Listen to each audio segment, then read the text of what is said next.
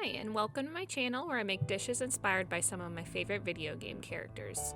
Today's dish is inspired by Iris from the aithesomniumfiles series, and we are making Fruity Pebbles cookies.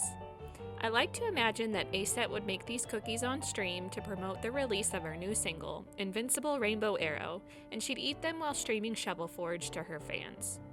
We'll start out by combining all of the dry ingredients together. In a medium bowl, we'll sift all-purpose flour, cake flour, baking powder, baking soda, and salt, and generally whisk together. We'll then mix our wet ingredients. To a separate large bowl, we'll add melted butter at room temperature, light brown sugar, granulated sugar, vanilla extract, and 2 eggs at room temperature. We'll whisk the mixture up until it becomes nice and smooth. To our bowl of wet ingredients, we'll then add our dry ingredients and again mix everything together with a whisk until there are no more large clumps of flour. At this point, you can optionally add a few drops of pink food dye to fit Iris's color scheme a little bit more. If adding, mix everything together again until the cookie dough is a color to your liking.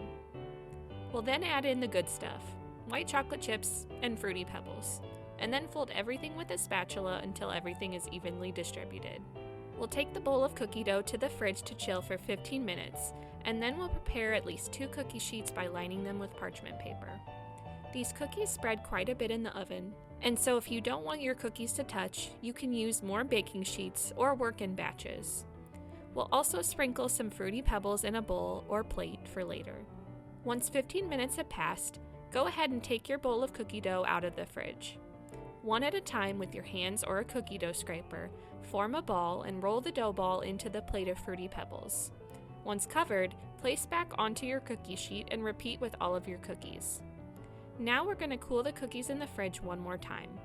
Chill for another 15 to 20 minutes, and while the cookies chill for their final time, preheat your oven to 350 degrees. When the time is up, pop your cookies into the oven to bake. The cookies will need about 25 to 30 minutes to finish and start to brown. Once done, remove from the oven and allow to cool on their baking sheet for a couple minutes before transferring over to a cooling rack.